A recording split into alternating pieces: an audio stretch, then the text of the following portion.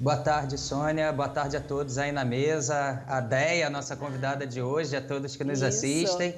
Como você falou, Sônia, uma reviravolta aí que pegou muita gente de surpresa, principalmente a Patrícia Lago, né, que iniciou essa disputa pela herança com o irmão, o Bernardo Lago.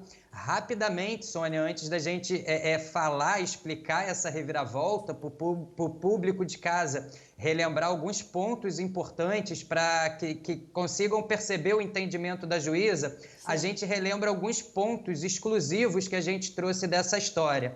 A Beth faleceu no dia 13 de setembro de 2015. E na leitura do testamento, 80% dos bens ali ficavam para o Bernardo e apenas 20%, ali cerca de 20% para a Patrícia. O que a Patrícia fez? Ela entrou na justiça, né, pedindo a anulação desse testamento e anexou algumas provas, que eu vou relembrar aqui rapidamente que provas foram essas.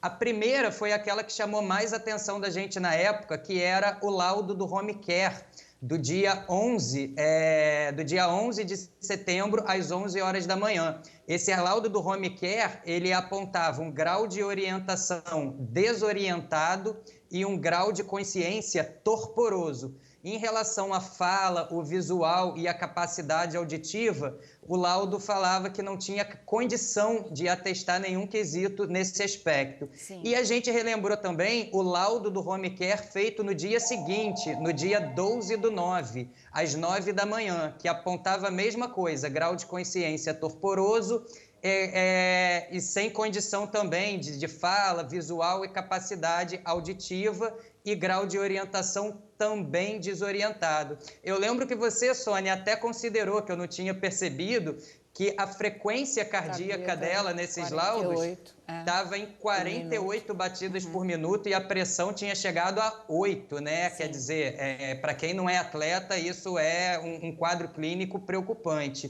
Além desses documentos, a gente até mostrou também um documento em que um médico, 10 dias antes do falecimento, atestou em depoimento que a Beth mal conseguia balbuciar palavras e apresentava fortes tremores nas mãos. E, por último, uma declaração da própria Joyce, a irmã da Beth Lago, dizendo que a visitou ali nos dias de véspera ao seu falecimento e que percebeu que a irmã tinha dificuldade em abrir os olhos e falar. Com base nessas provas, Sônia, a gente relembra que a Patrícia fez uma acusação de captação dolosa, né? Que é quando você colhe a assinatura de alguém ali no leito de morte sem que ela tivesse a capacidade de discernir ali entre o correto ou que estivesse em plena consciência ali do que estava fazendo, né? Sim. E aí a Patrícia alegou que, com base em todas essas provas, a mãe estaria numa confusão mental, com medicações que causavam alucinações, o que no quadro clínico chama de encefalopatia hepática, né? Devido à quantidade de medicação, essa quantidade de medicação agia no cérebro de forma a pessoa ficar desorientada. Além disso, a gente relembra rapidamente que a Patrícia apontou também erros materiais no testamento, como o nome da mãe da Beth, que estava errado, o próprio sobrenome da Patrícia, que estava errado, bem como a data de nascimento, que no testamento dizia que a Patrícia tinha nascido no mês de março, mas o correto é que ela nasceu no mês de abril. Bom, teve aquela audiência, né? A última matéria que fizemos foi falando que a gente estava aguardando o resultado da audiência, que sairia aproximadamente em 30 dias. Isso demorou bastante, acabou saindo na semana passada, Sônia. E, surpreendente a decisão da juíza, que vai ser agora motivo de apelação para a instância superior no tribunal. Isso vai ser agora uma discussão acalorosa, Sônia. Por que promete uma discussão acirrada?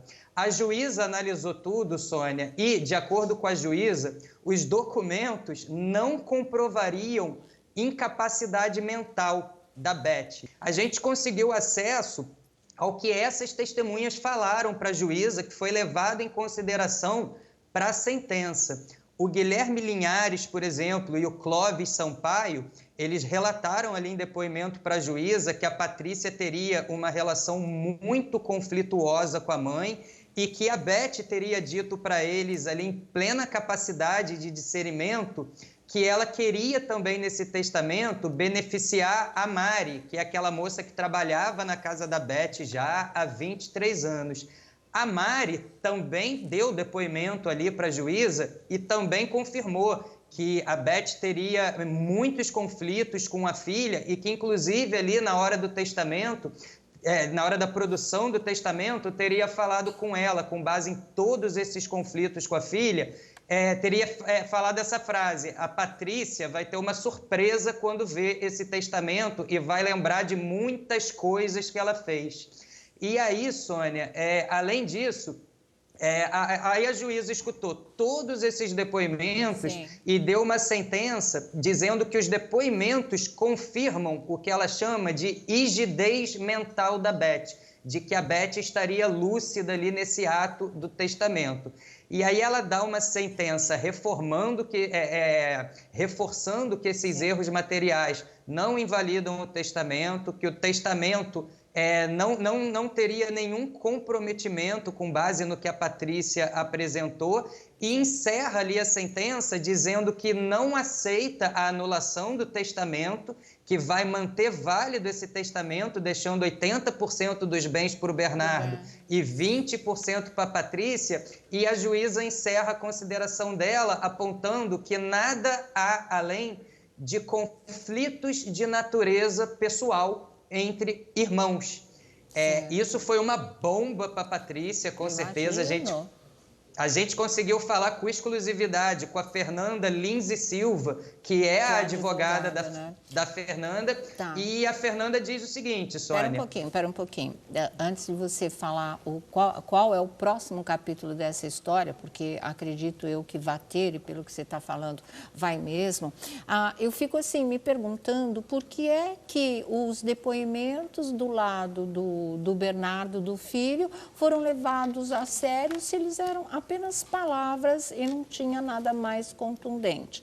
E os dela, parece que as testemunhas da Patrícia sequer foram ouvidas. E aquilo que é contundente, que são relatórios, porque enfermeiros são capacitados para fazer esse tipo de relatórios, sim, esses foram colocados de lado, foram considerados sem importância e eles eram fundamentais, porque se houve ali uma assinatura da Beth Lago, colhida pouco tempo após a morte, quando ela já se encontrava da maneira como os enfermeiros do home care descreveram que ela se encontrava, quer dizer, completamente alterada mentalmente, fisicamente já, né, o corpo entrando em falência mesmo. Por que essa coisa tão desencontrada dessa maneira? Me parece injusto, mas vamos ver quais são os próximos passos, né? Lei é lei, sentença do juiz é sentença do juiz, há que ser respeitada. Mas o direito de recorrer também existe e é isso que eles vão fazer?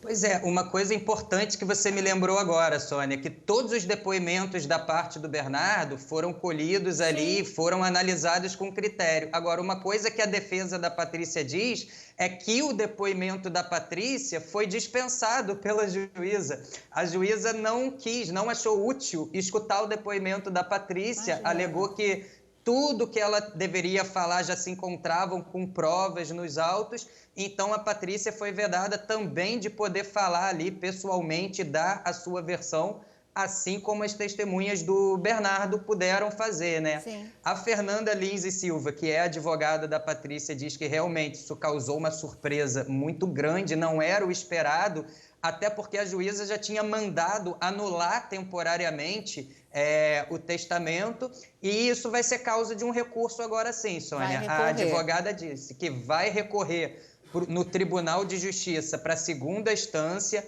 vai embasar a defesa, sim, com base nos exames de home care, no atestado do médico, no depoimento da própria irmã da Beth, que essa defesa, esse recurso vai ser apresentado à Justiça nos próximos dias e que eles estão esperançosos de que essa apelação que será feita reforme essa sentença, né? Eles consideram muito injusto a Patrícia não sair em par de igualdade com o irmão, né? Que ela não quer nem mais nem menos, ela quer uma distribuição igualitária dos bens, né? Que a Beth teria deixado aí para os filhos.